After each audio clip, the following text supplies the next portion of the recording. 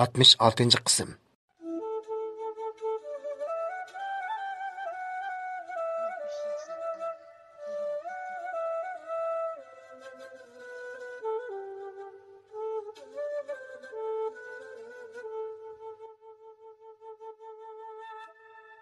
Avval o'zingizni besvelab, boyoq kelib o'tiring. Anda sizga hamma ishni aniq so'zlab beray, dedi.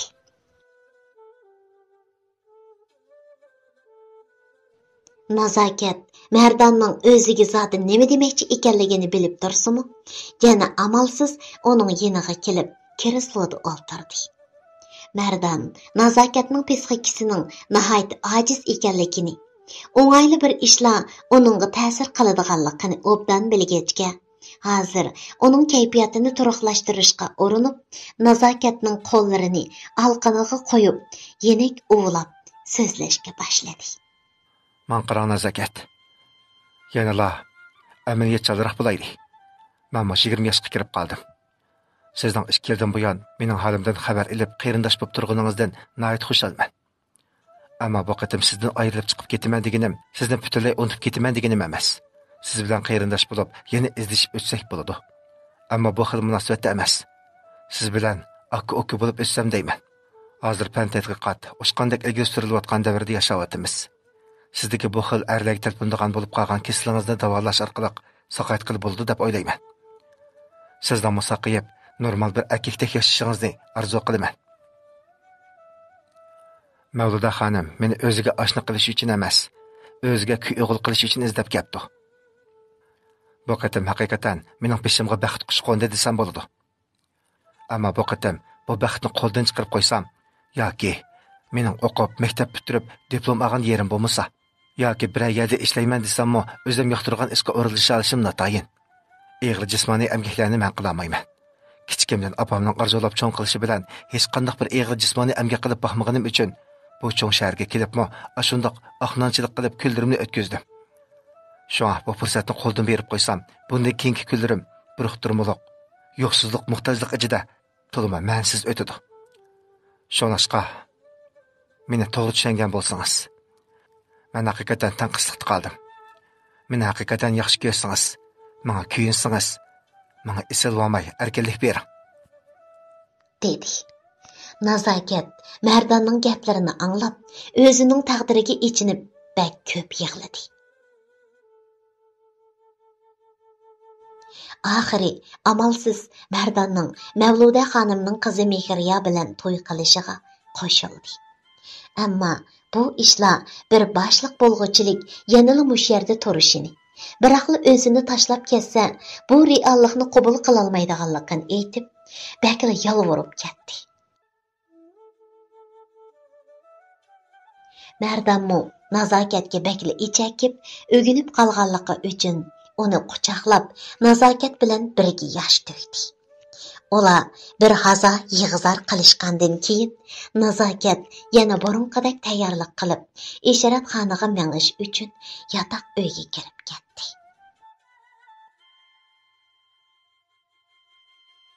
Mavluda xonim bugungi o'zining g'albisidan nihoyat xush bo'lib, darhol yo'ldoshi Navqironga telefon urdi.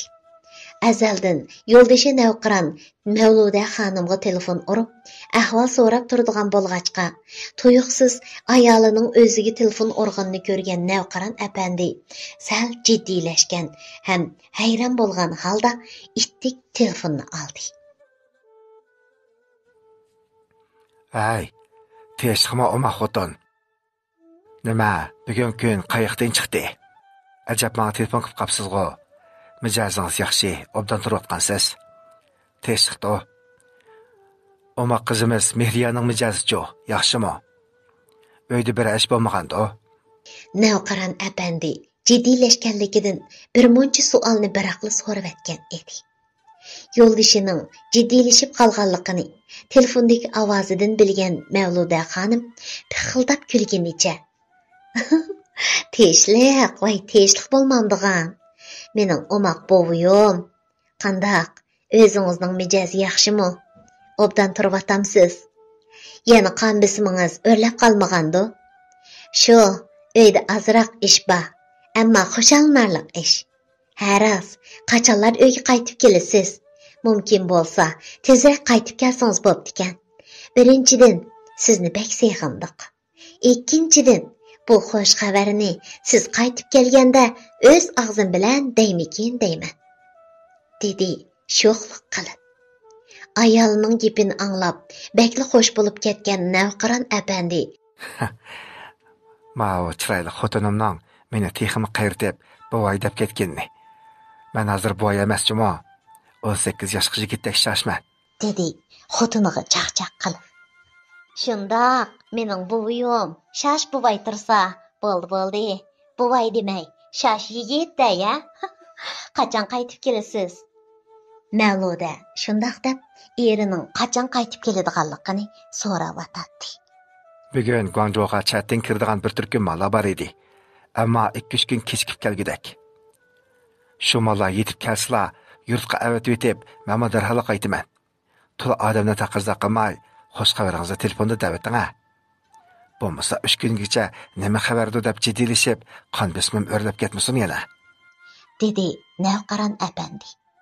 Mavluda birdan turib ketib, yanali yo'ldoshiga telefonda oldin deyishni qaror qildi. Shu qizimiz Mehriyaga munosabatlik xo'sh xabar edi. O'tganda qizimizni Shanxayda doktorga ko'rsatgan vaqtimizda doktor qizimizni to'y qilsa, balkim xotirasining asliga kelishiga foydasi bo'lishi mumkin degan emasmidi? Shuningga hozir qizimizga nihoyat yaxshi nomzod chiqib qoldi. O'zi nihoyatim ko'ngil, bak kelishgan, mehri issiq yigitgan. Qizimiz bilan yosh farqimi tang. Ularni ko'rishtirgan edim.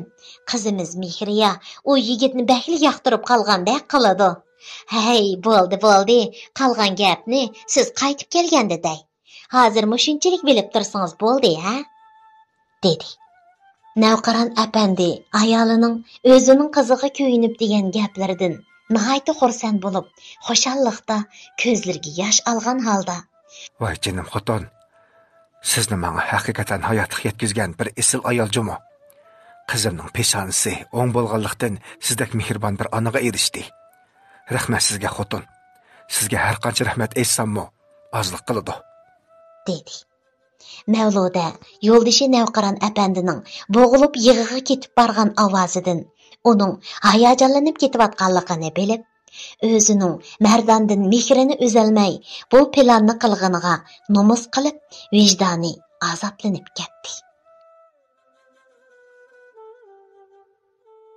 U yana yo'ldoshining o'ziga rahmat aytib qilgan so'zlarini anglab, turaverishga taqati bardoshlik berolmay: "Ha, ma'qul dadisi.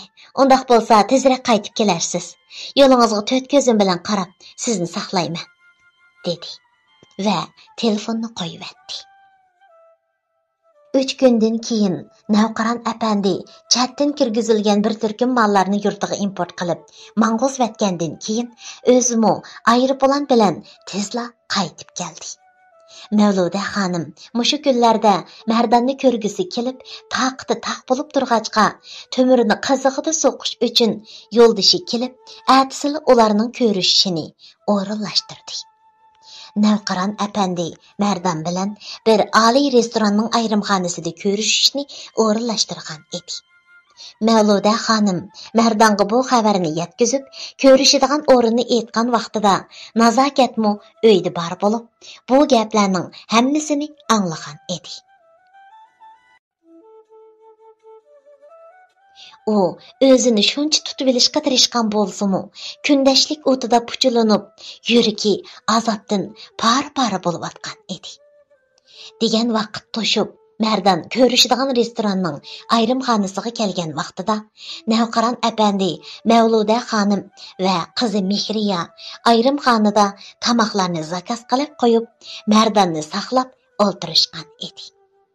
Mardon ayrimxonaning eshigida paydo bo'lgan vaqtida Mehriya mardonni ko'rib, xushalliqida hayajonlanib, yuzlari qizarib ketdi.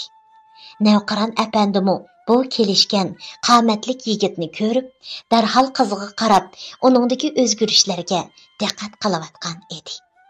qizining hayajonlanib, kulimsirab, yuzlarining qizirib ketganini ko'ribla, qizi Mehriyaning bu yigitni yaxshi ko'rib qolganligini his qildi.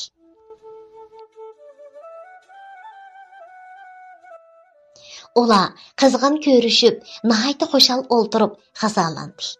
Bu vaqtda Navqiron apandi Mardanning tegi-taktini so'ramadi.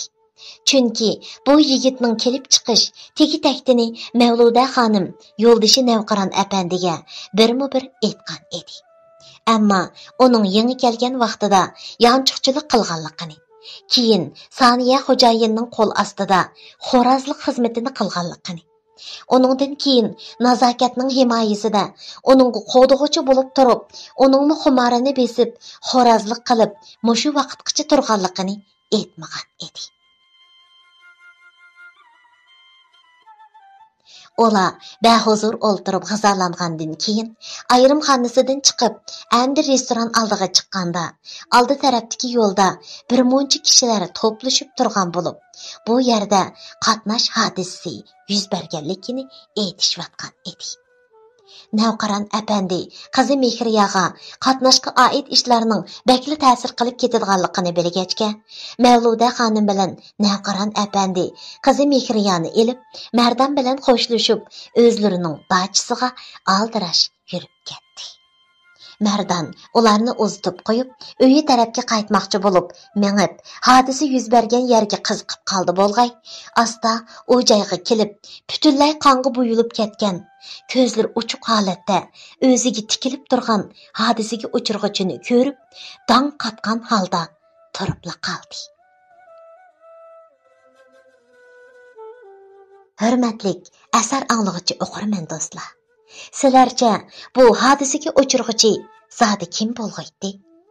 Mardan nima uchun bu hodisaga uchirgan kishiga qarab, hoshini yo'qotib, dong qatib turibla qoladi? Asarning davomiga qiziqsangiz, diqqatingiz keyingi qismida bo'lsin.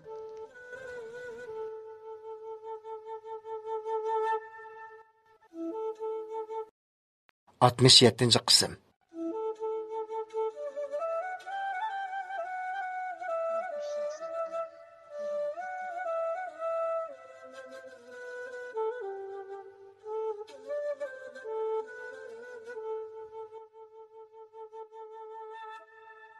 Mardan Navqiron apandi va uning oilasidagilar bilan xo'shlashib, nazokat bilan birga turayotgan uyga qaytgan edi.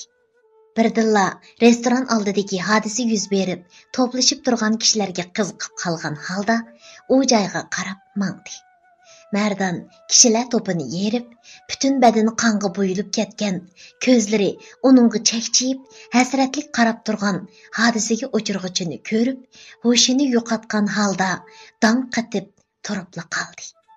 Chunki bu hodisaga o'chirg'ichi boshqa birisi bo'lmasdan 2 yildan beri Mardan bilan birga turib, ishratxonada 3 hamra bo'lg'ich xonimlar qatorida xizmat qilib kelayotgan nazokat edi. Nazokat Mardanning Mavluda xonim bilan telefonda deyishgan gaplarini anglab, ularning o'chirishadigan joyini bilib, kundashlik o'tida azoblanib, Mardan u joyga ketgandan keyin faqatla uyda o'ltira olmay qolgan edi. Nazokat o'zini tutib ololmagan holda ittik binodan tushib, bayotin Mardan Mavluda xonim bilan so'zlashgan vaqtida uningga aytib bergan o'chirishish o'rniga qarab mangan edi. Nazokat restoran ichiga kirib, ayrim xonlarning eshigida timsiqlab yurib, oxiri Mardan bilan Navqiron apandining oilasidagilar uchrashib, tamoq yeyotgan ayrim xonining oldiga yetib keldi.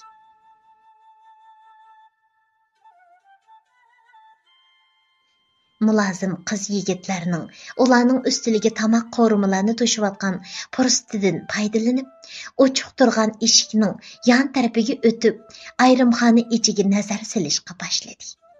Uning ko'zlari Mehriyaga tushishi hamon bu qizning terilari shuncha yumron, ham qosh tishidek suzuk, burunlari xuddi eqib tushgandek, ko'zlari po'laqdek, kirpiklari o'xyadek donma-dona. Güzellikini til bilan tasvirlab berish tasga to'xtaydigan haqiqiy sohib jamol, to'limi go'zal bir qiz ekanligini ko'rib, Özünün hergizmi onunğa raqabetçi bolalmaydiganligini bilib, yüreklari azapdan pichaq bilan tilgandek bearam bo'lishga boshladi. Özünün her qancha qilibmi Mardonni yenida tutib qalolmaydiganligini his qilgan nazokat özünü mushundoq er desa er emas, ayol desa ayol emas, holiga akilib qo'ygan heliqi kechidiki nomard ablaqlarni 100 mingni tillab, hayotlikdan ularning jajisini berishini umid qilib, koridorda bir haza yig'lab turgandan keyin o'zi yo'liqqan azob oqibatlardan va buningdan keyin keladigan xo'rliqlardan biraqli qutulishini o'ylab, Mardondan ayrilishga bardoshlik berolmay, barliq ko'ngilsizliklardan o'lib, biraqli qutulishni o'ylab qolgan nazokat Mardondan qiyolmagandek bir haza onunga qarab turib ketgandan keyin o'qdak yugurib restoran oldiga chiqib, restoran oldidagi yo'lda quyundek o'tib ketayotgan mashinaga o'zini urgan edi. Mardon ko'z oldidagi bu reallikqa ishongisi kelmagandek bir haza turib ketgandan keyin nazokatni quchoqlab yig'lashga boshladi. Nazokat, sizga nima bo'ldi? Men bu yoqqa manganda uyda qolgandingiz-ku. Bu yerda nima qilib yursiz? Dal shu vaqtda shaharlik doktorxonaning jiddiy qutqizish markazining qutqizish mashinasi yetib keldi. Onundan tushgan doktor sestralar aldirash nazokatning yeniga kelib, uning yurak so'qishini tekshirib, to'limi afsuslangan holda hodisaga uchirg'uchining allaburun tiniqdan qolganligini aytdi. Mardon doktor sestraning degan gapiga ishonmay, nazokatni quchoqlab, yig'lab o'ltiradi. Birdamda jamoat xavfsizlik idorasining qatnash saqchi xodimlari yetib keldi. Ular hodisa tug'dirg'uchidan va bu atrofdagi hodisa ahvolini o'z ko'zi bilan ko'rgan kishilardan amaliy ahvolni o'qqandan keyin nazokatning qasdanga mashinaga o'zini urib o'lib olganligi isbotlandi. Jamoat xavfsizlik idorasining qonun soqchilari kelib, jasadni yutkab elib ketgandan keyin jasad tekshirish jarayonida nazokatning shakli o'zgargan ayol amaliyotda bir ekanligi bayqalgandan keyinla jamoat xavfsizlik idorasidagi soqchi xodimlar nazokatning o'limi sababini tushungandek bo'ldi. Ham bu deloni ancha bek davron qilib ketmayla nazokatni yerligiga qo'yibdi. Lekin nazokat heliqi kashda yomon niyatlik, razil, numussizlar tarafidan yigitlik g'ururi dafsanda qilinib, bosqinchilikqa uchirgan vaqtidala yurtini tashlab, ota-onasiga o'qtirmay, jimjitlik g'oyib bo'lganligi uchun bu cho'ng markazi shaharga kelib, o'zining kayfiyatini sal turaqlashtirib, bo'lgan ishlarni unutishga uringan bo'lsa-mu, ammo uning erlarga talpinadigan bo'lib qolganligi bu reallikdan uni qochib qutulg'ili qo'ymagan edi.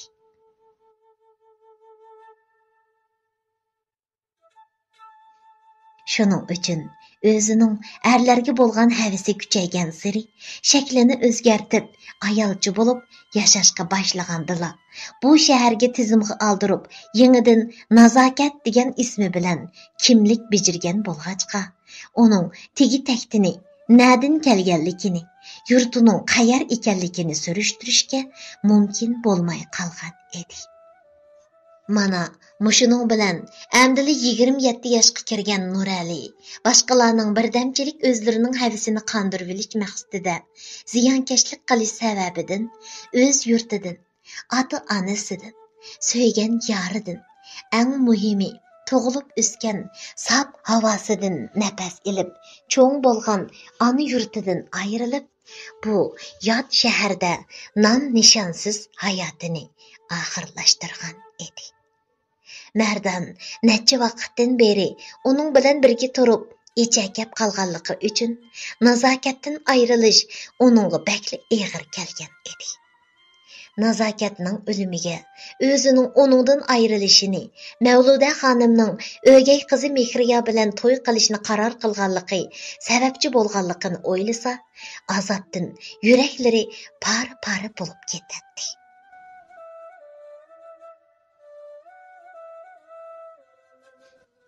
Navqiron apandi qizi Mehriya va amroq ayoli Mavludani elib dachaga qaytib kelgandan keyin qizi Mehriyaning mehmonxona uyida kresloda o'ltirib televizor ko'rgach, televizorda kelayotgan kinoning naqshisini g'ingshib aytayotganligini va uning chiroyidagi bir xil baxt tuyg'usini ko'rib, asta ayoli Mavludaning qo'llarini tutib,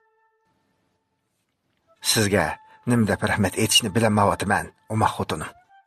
Bechora qizim, hodisadan keyin o'zini yo'qotib, bahya tush kelishib, xuddi bir kutdan urgigan to'shqandek ko'zlari atrofga ansiz qarab turdigan edi. Ammo hozir qizim Mehriyaning ko'zlaridan baxt va xushallikni ko'ryapman. Siz haqiqatan qizimning va mening qutqizg'uchim, baxt nurim bo'ldingiz, jinim xotin. Rahmat sizga. dedi mehri bilan. Andın Navqiron apandi Guangzhoudan mang'uzayotgan mallarni do'konlarga tarqitish ishlarining qandoq bo'lganligini o'z ko'zi bilan ko'rib kelish uchun tarmoq do'konlarga chiqib ketgan edi. Kichik xizmatkor Shirin bilan nihoyatda kulkilik harakatlarni qilib, gachi o'yini o'ynab o'ltirgan o'gay qizi Mehriyaga qarab qo'yib, yotoq uyiga chiqib, Mardonga telefon urdi. Ammo qayta urgan bo'lsa-mu, Mardon telefonni olmagan edi.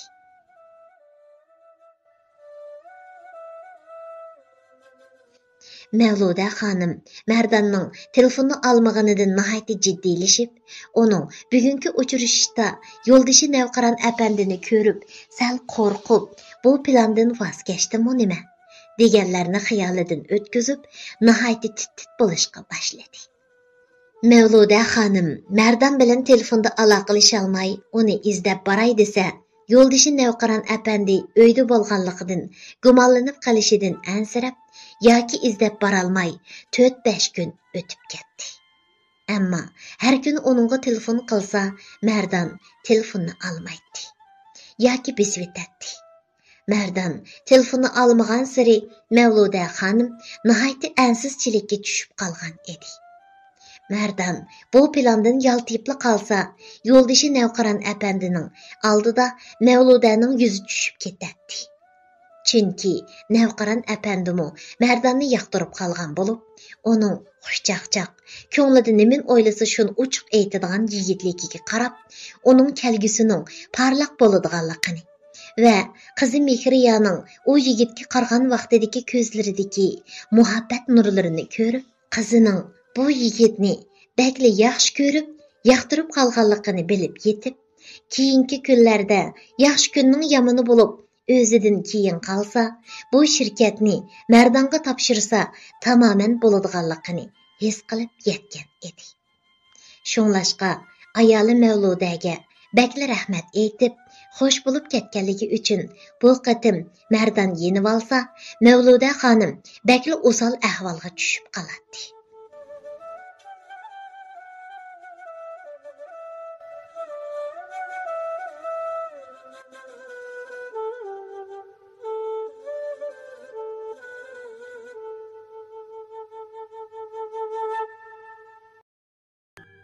Altmış 68. qism.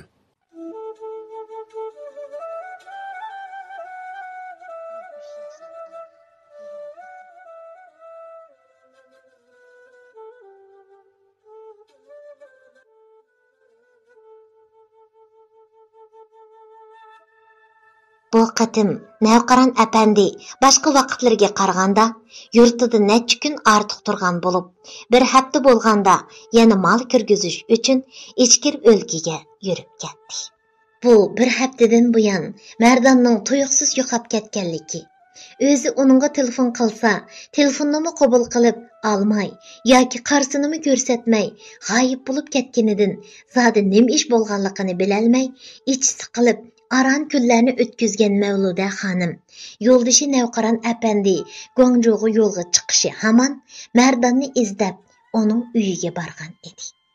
Bino oldiga kelgan Mavluda xonim Mardonga qayta telefon urgan bo'lsa-mu, ammo Mardon telefonni olmadi.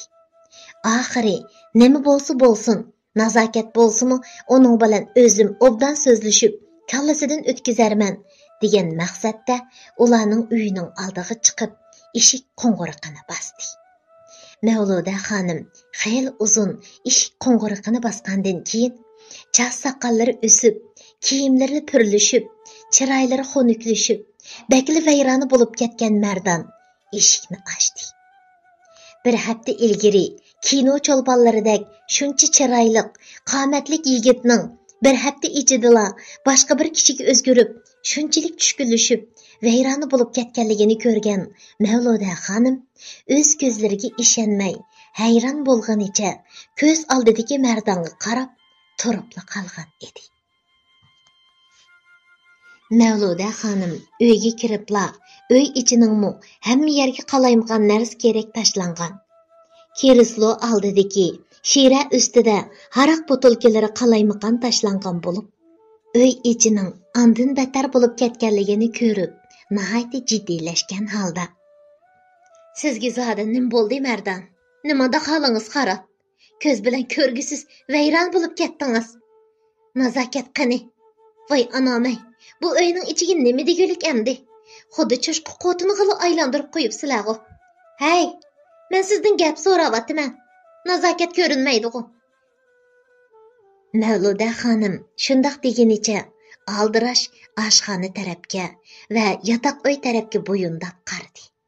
Ammo hech bir mardondan boshqa odam bordek turmaydi. Mavluda xonimning esiga bir ish kelgandek cho'chib, birdilla butun badaniga titrak o'lashdi. Ham og'zi kalvolishib, tuzuk gapni qilolmagan holda: "Nazokat o'zi aytgandek jini qas qilib olmagandu. Voy anamay, bir hafta ilgari yuz bergan restoran oldidagi qatnash hodisasi." U gapining ayg'ini davomlashtirolmay birdan turib ketgandan keyin: "Hargiz undoq emasdu. Har qancha bo'lsa, u ahmoq bundoq usulda o'zini jazolamagandu." Mavluda xonim ming tasda gapini davomlashtirib, mushundoq deyaladi: "Mardan endi o'zini tutib ololmay, bir haftadan buyon ichiga tinib, urib, yig'lab yurgan bo'lsa, mana endi nazokatdan ayrilib, o'zidan tunchi qitim ahvol so'rab, nazokatga va o'ziga ichingan Mavluda xonimni bag'riga o'zini tashlab, o'ksib, yig'lab turib: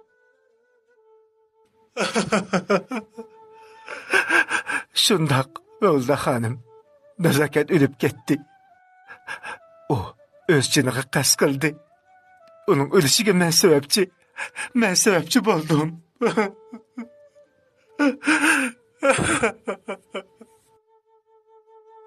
dedi.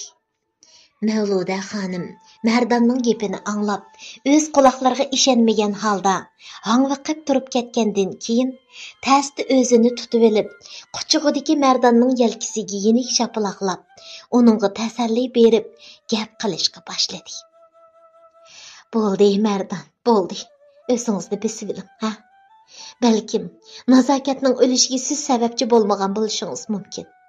Chunki umi bir erkak turib, mushundoq ayolcha yasinib, ishratxonlarda erlarga hamroh bo'lib, ularning ko'nglini echib yurib va boshqalarning kamsitishiga, haqoratlashlarga to'liq uchrab, bundoq erdis emas, xotindis xotin emas yashashdan to'yib qolgan bo'lish mumkin.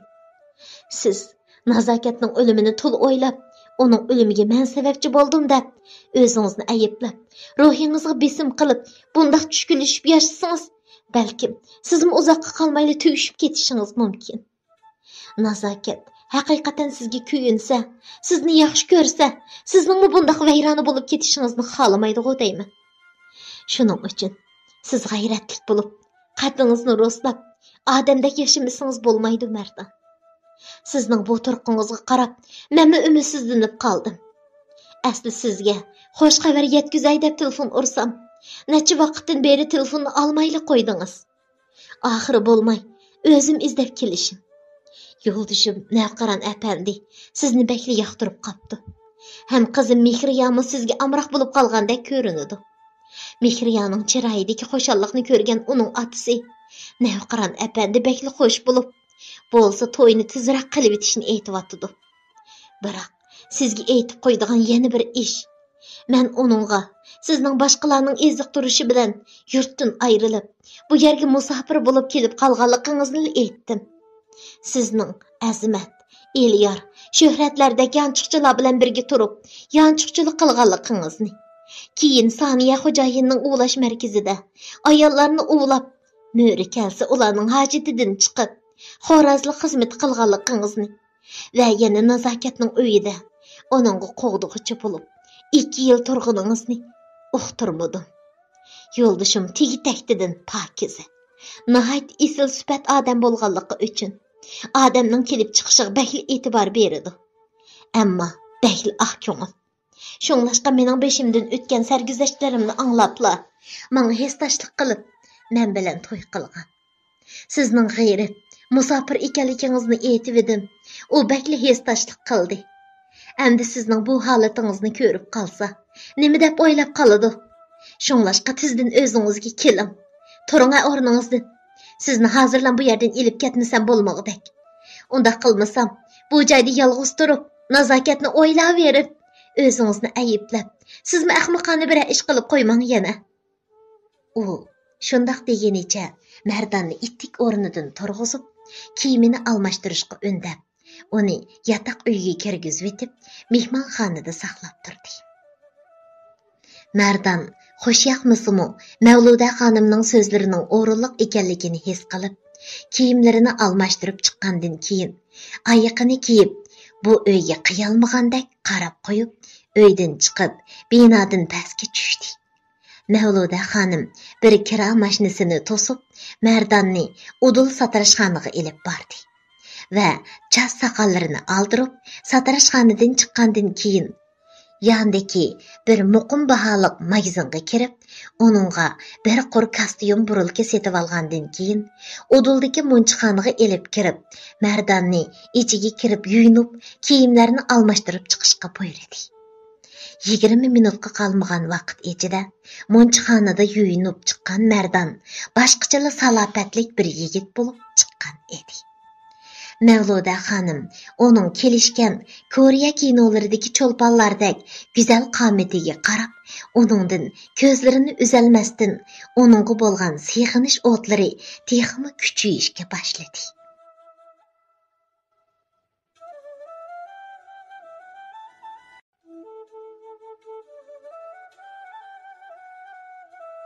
Mavluda xonim Mardonni ilib, kira mashinasida o'ltirib, dachaga qarab yurib ketdi. Mardonni dachaga ilib kelib, bu oiladagi eng ishonchli hada yo'lliq xizmatkor Ruqiyaga: "Acha, bundan keyin bu bo'lg'isi kuyog'il yigitimiz. Biz bilan birga turdi. Bu yigitning ismi Mardan. Mardonga ustun qavatdan mening hujramning yon tarafidagi kichik hujrini tayyorlab beringlar. To'ydan keyin sharq tarafdagi cho'ng hujrini to'yli hujra qilib bezab bersak bo'ladi. Hozircha ko'rinib qolmasin", dedi. Va darhol yo'ldishi navqiron xo'jayinga Mardonni dachaga ko'chirib qaytirib ilib kelganligi to'g'riliq xabar yetkazish uchun telefon urdi. Hayal o'tmay navqiron apandining telefoni ulandi. Navqiron apandi telefonni elibla nihoyatda xushal holda: "Teshik mochirayli xotinim, ishlar qandaqroq? Men mutaxi heri Guangzhouga yetib keldim. Chatdan kirgizdigan mallar at yetib keldi ekan. Mallarni topshirib ilibla yurtqa yo'lga silib etgandan keyin men darhol qaytaman. Haras, bizning bo'lg'isi kuy o'g'il bilan aloqalashib baqdingizmi? Men mushqitim qaytib qolganda vaqtni kayniga surmay, siz degandek ballarning to'yini qilib qo'yaylik. Men o yigitni bakli yoqtirib qoldim. Qizim Mehriyamo o yigitni bakli yaxshi ko'rib qolgandek turdi. Men qarsamg'u mehr istiqbol ekan", dedi. O'zining xushalligini va to'y planini ifodaladi. Yo'ldishi navqiron apandining gapini anglagan Mavluda xonim: "Ha, mundaq dangdadisi. Tinch amon yetib berib olgan bo'lsingizlar, xotirjam bo'ldim. Ha, ras, doringizni yeyishni unutib qolmangchimi?" dedi onunga kuyingan holda. Ham o'zining demoqchi bo'lgan gap temasini boshladi.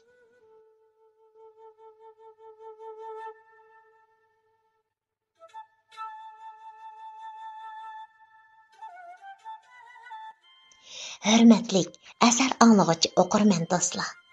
Mərdan Mavluda xanımның sözü bilan bu daçağa kelib turib, onun ögey qızı Mehriya bilan to'y qilg'ucha o'zini bosolmay aran turgan Mavluda xonim bilan yana birər ish chiqarib qo'yarmi? Əsərning davomiga qiziqsangiz, diqqatingiz keyingi qismida bo'lsin.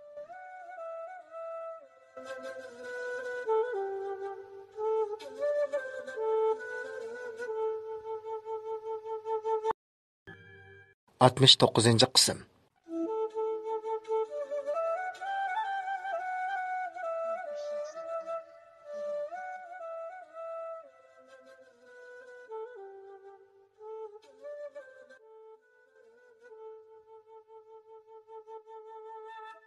Mavluda xonim yo'ldoshi Navqiron apandining tinch amon yetib borganligi to'g'risida ahvol so'rab, birmuncha gap qilgandan keyin o'zining telefon urishdagi maqsadini aytdi. Yana bir ish dadisi. Men sizga Mardon degan bu yigitning tez yetkizguchi bo'lib ishlayotganligini aytgan emasmidim? Bugun uning turayotgan turalg'usiga izlab borgan edim. Bekla qalaymaqan joyda turdi ekan. Uning ichim og'rib qoldi. Bizga kuy o'g'il bo'lish oldida turgan yigit emasmi? Olim hadis u yerda bir hodisaga yo'liqib qolsa, qanday qilamiz? Endi kesil yaxshinishqa, xotirasi asliga kelishga yuzlangan qizimiz Mehriyamu umidsizlikka cho'kib ketmamdi. Shuning uchun Mardonni dachiga qaytirib kelgan edim. Sizga birinchidan sizning sog'-salomat Guangzhouga yetib borganligingizni, salomatlik ahvolingizni o'qib beqish uchun, yana bir tarafdan mush ishni sizga aytib, tezroq qaytib kelsangiz, balalarning to'yini vaqtida qilib bo'lsak degan maqsadda telefon urgan edim. Ma'qul amsa dadisi, siz men o'ylagandekli o'ylabsiz. Azaldan ikkimizning degan gapi bir yerdan chiqib kelgan. Sizni suyman dadisi.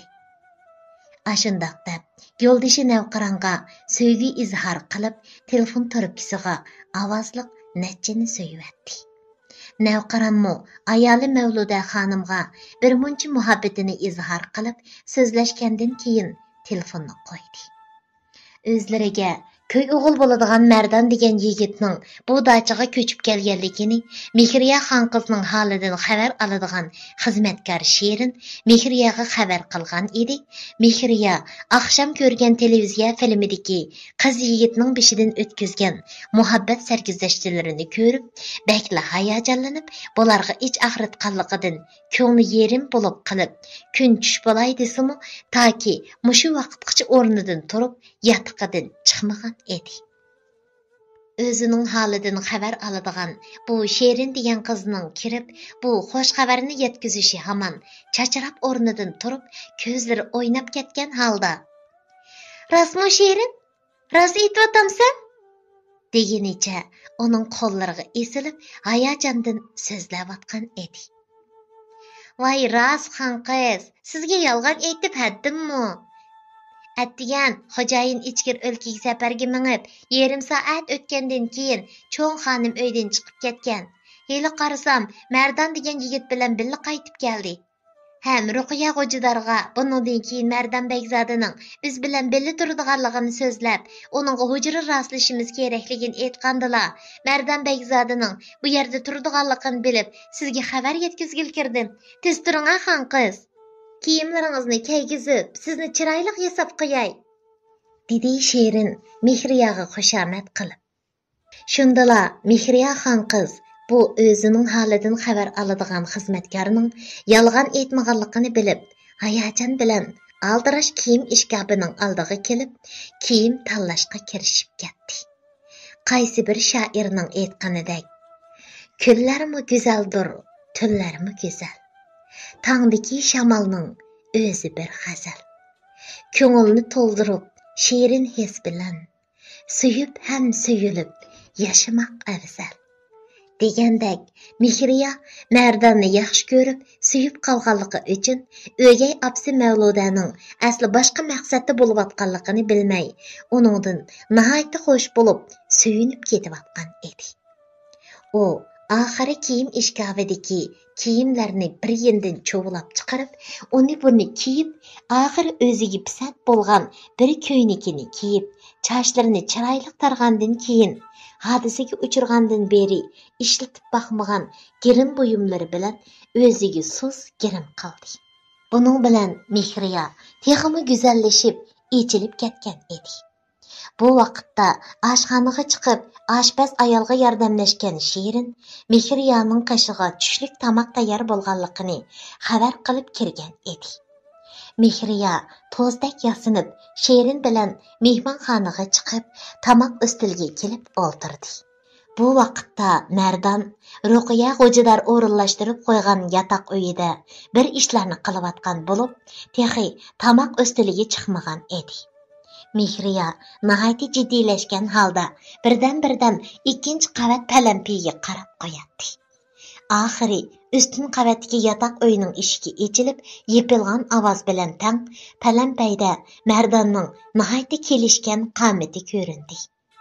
Bu bir hafta ichida nazokatning o'zining jiniga qasd qilib o'lib olganligi Mardonga bakli eg'ir kelganligi uchun tuzuk osh tomoqmi yemay azoblanib o'ltirib, xil obdalli yadab qolgan bo'lib, buning bilan chiroylari suzilib, qangsharlari ko'tarilib, kishini texmi o'ziga jalb qiladigan bo'lib ketgan edi. U mehmonxonaga tushib, tomoq ustilida o'ltirgan chiroyli Mehriyani ko'rib, kulimsirgan holda uning oldiga kelib, Mehriyadan ahvol so'radi. Teshmoxon qas. Qanroq mijozingizga yaxshiratamsiz? Ammo Mehriya Mardanning o'zini xonqis deb chaqirishidan sal xafa bo'lgandek qilib, tumshug'ini ushlab Shiringa qarab qo'ydi va yuzlari qizarganicha yerga qarab jim o'ltirib oldi. Uning har qatim ko'rishganda mushundoq kulibli qo'yib gap qilmay turishlaridan turibla bu chiroyli go'zal qizning xotirasini yo'qotib qolmay, zuvonimi tutib qoldimi nima deb o'ylab qoldi Mardan hayron bo'lgan holda. Endi uningdan gap so'ray deb turishiga Shirin yeniklik qilib, "Nima degan gapingiz bu, Mardan Beyzoda? Bizning Mehriyaxon qiz bilan to'y qilib, bir oila kishilari bo'lg'ulyapsizlar. Shundoq tiriqliq, xuddi bizning xon qizni yod ko'rgandek, sizmi xon qiz deb chaqirsangiz qandoq bo'ladi? Qarang-a, bizning xon qizningmi sizning undaq chaqirishingizni xohlamaganlikdan chiroyli o'ngib ketdi." Ammo Mardan qapqani turib, uning gapini bilibdi. Onun mening uni xon qiz deb chaqirishimga norozi bo'lganligini siz ifodalab bermasangizmi, Mehriya o'zi gap qilamamdi ekan. Buning bilan Shirin o'zining atkachilik qilib qo'yganiga pushaymon qilib, og'ziga urg'idek bo'lib ketdi va darhalla kechiring Beyzoda, kechiring, men xato qildim, dedi lavlarini tishlab turib. Mardan shundoq deb ko'zlarini Mehriyaga tikib turadi. Mehriya beshini ko'tarib Mardonga qarab, ikkisining ko'zlari uchrashganda yuzlari xuddi shalpardek qizirib, ko'zini darhol Mardonning ko'zlaridan elib qochib, ko'ynikining etikini mijig'lagan holda, "Shu Shirin aytgandek, buningdan keyin meni xon qiz demay, Mehriya deb chaqirsangiz bo'ladi", dedi. To'limi tasda xuddi yengili tili chiqqan boladek doni-doni qilib. Mardan Mehriyaning bulbuldek yaqimliq ovozini anglab, "Ha, mana, chiroyli qiz. O'zingiz gap qilsangiz bo'ldi ekan-ku. Necha qatim ko'rishdik. Men bir og'iz gap qilib baxmadingiz. Men sizni gap qilolmaydigan gach qiz o'xshaydi debdimi? Ovozingizni anglagan kishiga huzur beradigan bir chiroyli bulbuldek ovozingiz bor ekan-ku mana." Mardanning o'zini maqtab degan gaplaridan bakli xo'sh bo'lib ketgan Mehriya xushalliqida kulib, og'zi yumilmayli qolgan edi. Dal mushu vaqtda ustun qavatdagi yotiqidan tushib kelgan Mavluda xonim Mardan bilan o'gay qizi Mehriyaning nihoyatda qizg'in so'zlashib turganini ko'rib, birdilla ularga hasad qilib, kundashlik o'ti ichini ko'ydirishga boshladi. Ular nihoyatda xushal o'ltirib, tushlik tomoq yeyishdi. Tomoq ustida Mehriya taqsidagi qo'rmalardan Mardanning qachisiga silib qo'yadi. Mardanmu qo'rmalarni ilib, uning qachisiga silib berib degandek o'ltiradi. Bularning bir-biriga bundoq mehri berib ketganligidan bu tushlik tomoq Mavluda xonimga xuddi zahar yegandek bo'layotgan edi. Tushlik tamoqdan keyin Mavluda xonim Mardanni bozorga elib chiqib, bir necha qur kiyim elib berishni o'ylab, o'z fikrini uningga aytgan edi. Bu gapni anglagan Mardan ortiqcha gap qilmadi. Ammo azaldan qatnash hodisasi yuz berib, shuningdan keyin bozorlarga hamda odamjiq vajvush mashina qatnash qurollari o'tishib turadigan yerlarga berishdan bakli qo'rqadigan bo'lib qolgan Mehriya birdilla Zuvonga kelib, "Apa, xarlisingiz, men sizlar bilan birga bozorga boray, bo'lamdi?" dedi. Asli Mavludaning xayoli birdan bo'lsa-mu Mardanni uning yenidan neri qilish uchun bu gapni qilgan bo'lg'achqa, ammo azaldan sirtqa chiqib boqmagan Mehriyani bundoq deydi deb o'ylamagan edi. Mavluda o'gay qizi Mehriyaning salomatligini ko'zda tutgan bo'lib olib, bugun tushdan keyin bozorga berishdan yoltiyib qolgan edi. Tushdan keyin bozorga bormaganligi uchun mehmonxona uyda televizor ko'rib o'tirgan Mehriya Mardanni o'zining yenidan neri qilmay, uning bilan birga televizor ko'rib kunni kash qildi. Kashlik tamoqdan keyin birdan Mavluda xonim va Mehriya bilan mehmonxona uyda televizor ko'rib, bu yandan paranglashib o'tirgan Mardan o'zining charchab qolganligini aytib, yotiqiga chiqib ketdi. Tün nisbi yerim kechi bo'lgan vaqt. Mardan tuyuqsiz birisining o'zining qo'yniga kirib, quchoqlab, bo'yinlarga, lavlariga ash ko'zlarcha suyushidan cho'chib uyg'onib ketdi.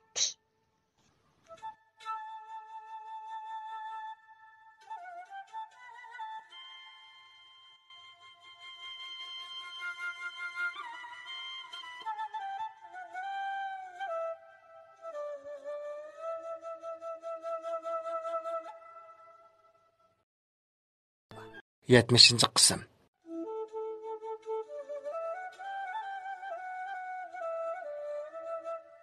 Mardan tamoq ustilida Mavluda xonimning chiroylari o'ngib, birdan o'zlariga ma'nilik qarab qo'yishlaridan bir ishni tushungandek bo'lib, o'zini Mehriyadan xeyli tartgan bo'lsa-mu, ammo Mehriya tashabbuskorlik bilan Mardandan uni buni so'rab o'ltiratdi.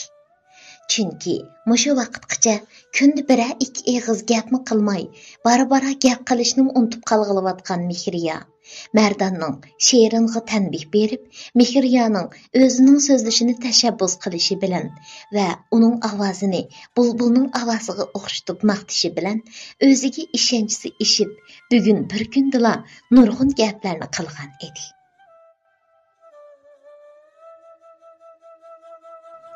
Yana tamoqdan keyin o'zining yeniga kelib televizor ko'rib o'tirishlariga Mavluda xonimning ustinki qavatdan birdan palampayga tushib, ularga qarab qo'yishidan bir ishni tushungan Mardan Mavluda xonimning kundashligi kelayotganligini his qilib, kechqurun bo'lganda o'zining charchab qolganlarini bahona qilib, Mehriyaning yenidan burilli yotiqiga chiqib ketgan edi.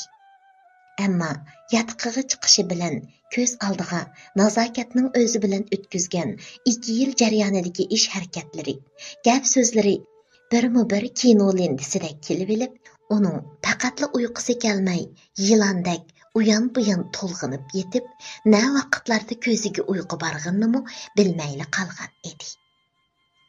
Mavluda xonimmi Mardanni bu dachiga ilib kelgan tunji kunala azaldan o'zi yaxshi ko'rib, mehrini berib beqib cho'ng qilgan o'gay qizi Mehriyadan Mardanni kullab, ularning bir-birisiga muhabbatlik nazar bilan beqishlariga, gaplashishlariga bardoshlik berolmayli qolgan edi. Shunglashqa Mardan aram olaman deb ular bilan xo'shlashib yotiqiga chiqib ketgandan keyin 10 minutdak o'ltirib she'ringa bo'ldi, vaqt bir yerga berib qoldi. Mehriya xon qizni yotiqiga elib chiqib yotqizim, menmi aram olay degenicha yotiqiga chiqib ketgan edi. She'rin Mavluda xonimning gapini yerolmay, shuncha xushal televizor ko'rib o'tirgan Mehriyani bo'ldi xon qiz, sizga mushu kunlarda bakli bo'lib berdi. Oqshimisi kechgacha televizor ko'rib yotmaydi ekansiz. Atisi kun tush bo'lguncha o'rningizdan turmaysiz. Hazır toy qiladigan yigitingizmi bu dachida. Mushunda qo'rqinlik qilib, vaqqicha o'rningizdan turmasangiz, sattirmamdu, dedi sho'xlik qilib. Chaqchaq arlash. O'zi bilan do'stak sirdishib, o'zining holidan xabar elib kelayotgan bu xizmatkarining aytgan so'zlarini o'rinliq deb bilgan Mehriya uningga ma'qullik bildirib, ikkisi Mehriyaning yotiqiga chiqib ketdi. Mehriya har kuni kechligi yotquchilik uxlamay turib, birarsi hamroh bo'lib kitob o'qib bermasa, qo'rqib faqat uxlay olmaydi. Shuning uchun Shirin Mehriya xon qizni axshimisi yotiqiga elib chiqib, yotqizgandan keyin uning chashlarini silab o'ltirib, kitob o'qib berib, uni uxlatib qo'yib, andin xizmatkorlar yotiqiga qaytib tushadi. Mavluda xonimning yotiqi Mardan bilan tam qo'shni yotoq bo'lganligi uchun Mavluda xonim Mardanning karvetining g'ijirlab, faqatli uxlay olmaganligini anglab, his qilib yotgan edi. Onunmu içki hisleri uyg'unib, burun Saniye xo'jayinning o'g'lash markazida Mardan bilan ayshi ishrat qilib, ko'ngil ochgan vaqtlarini o'ylab, yilondek to'lg'inib, faqat uyqusi kelmayotgan edi. 1-2 soatdak mushunda qiynalgan Mavluda xonim oxiri bardashlik berolmay, asta o'rnidan turib, qo'shni hujradagi, ya'ni Mardan yotgan hujraning eshigini asta ittirdi. Ammo Mavluda xonimning mushunda qiladiganligini bilgandek, Mardan hujraning eshigini ichidan qulflab olgan bo'lib, u xeyli qiyirishibmi eshikni ocholmagandan keyin asta yotiqiga qaytib kirib, ham u hujralarning zapas ochqichi bor eshikabini ichib, Mardan yotgan hujraning ochqichini elib, avaylab hujraning eshigini ichib, Mardanning qo'yniga kirib yetib olgan edi.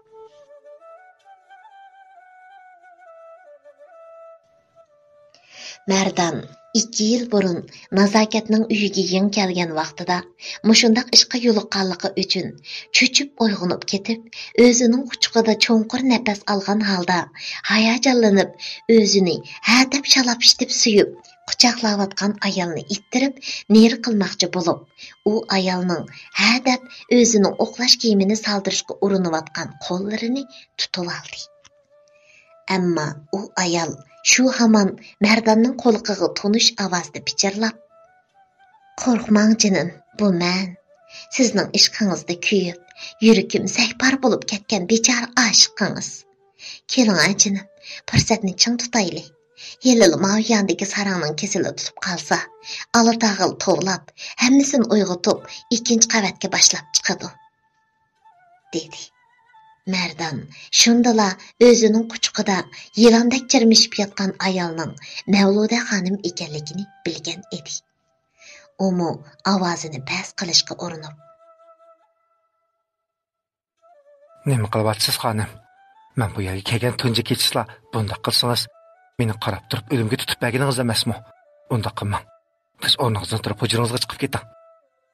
Bo'ridan qutulib yo'l boshqa tutildimmi nima men?" U shundaq deb, hadab o'rnidan turishga tirishayotgan edi. Ammo bu vaqtda Mavluda xonim Mardanning ustidagi uxlash ko'ngligini soldirib etib, ishtinni soldirishga urinayotgan bo'lib, o'zining uchisidagi asma rubashka ish ko'ngligini allaburun silib cho'riyotgan bo'lg'achqa, hadab o'zining bir jup ko'ksini Mardanning maydalariga surkab, uning havasini qo'zg'ashga urinayotdi. Mardanning 2 yildan buyon Saniye xo'jayinning o'g'lash saloni pechatlangandan keyin Nazokatning uyida uning bilan birga turayotgan mezgillarda har qancha Nazokat bilan ich pushug'ini chiqarib birga turdi degan taqdirdimi, o'xshashla har kishi bo'lg'achqa, bundaq badallari to'lgan, almadak chiroyli ko'ksillar bor badallarni ma'muqdak ayol kishiga yaqinchilik qilib boqmaganligi uchun birdilla hissiyatlanib, qonlari qizishga boshladi. Mardanmu o'zini tutib ololmagan holda hissiyatlanib, Mavluda xonimni suyib, quchoqlab, ostiga bosirib oldi. Bu kecha Mavluda xonim bo'lg'usi kuy o'g'li Mardan bilan bo'lishig'i buzuqchilik qilib, ayshi ishrat bilan shahvoniy nafslarini qondirib, tong atarga yaqin Mardandan ayrilishga ko'zi qiymagan holda o'z hujrasiga qaytib chiqdi. Shuningdan e'tiboran Mardan kunduzi Mehriya bilan mungdushib, sirdishib, gullik bag'chini aylantirib, uning bilan nihoyat xushal o'ssa, axshimisi yerim kechi bo'lganda o'ziga bo'lg'isi qiyni ana bo'ladigan Mavluda xonim bilan ich pushig'ini chiqarib, aysh ishrat bilan kunlarni o'tkazib o'tadi. 3 kunda qaytib kelaman degan navqiron apandi chat eldan Guangzhouga keladigan mollar degan vaqtida yetib kelolmay, bir hafta turib qolgan edi. U qaytib kelgandan keyin qizining xeylili o'ngshilib, o'ziga kulib so'zlab turishlaridan nihoyat xush bo'lib, darhol to'yning tayyorligini qilishga kirishib ketdi. Oxiri nihoyat dog'dug'liq bilan qizi Mehriyaning to'yini qilib, Mardonga chetib qo'ydi. Mardan bilan Mehriyaning to'yi bo'lgan kechasi Mavluda xonim xuddi o'tqa tushgan qildak to'lg'inib, yurak bag'ri par-pari bo'lib, kundashlik o'tida qiynalanib, faqatla uxlayolmayotgan edi. Uyan-buyan o'rilib yotadi.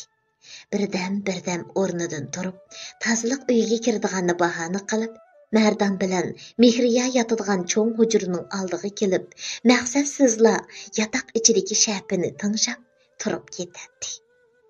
Mardan har qancha Mavluda xonimni, vaqti durib, ich pushig'ini chiqarib yurgan bilanmi, yanala Mehriyadek go'zal, nazokatlik, umoq qiz bilan to'y qilib, o'z hissiyotlarini bosolmagan holda hujra ichida Mehriya bilan pak muhabbat qo'ynida allaylanib, Mehriyani birdan veliqlatib kuldirsa, birdan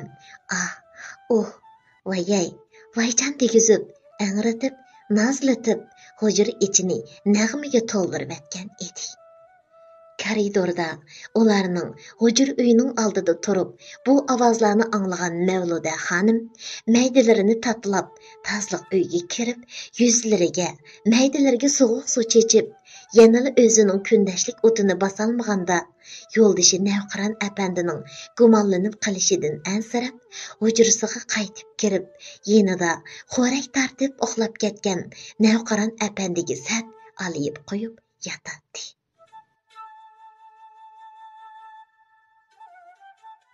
Hurmatlik asar anglag'uchi o'qirman do'stlar.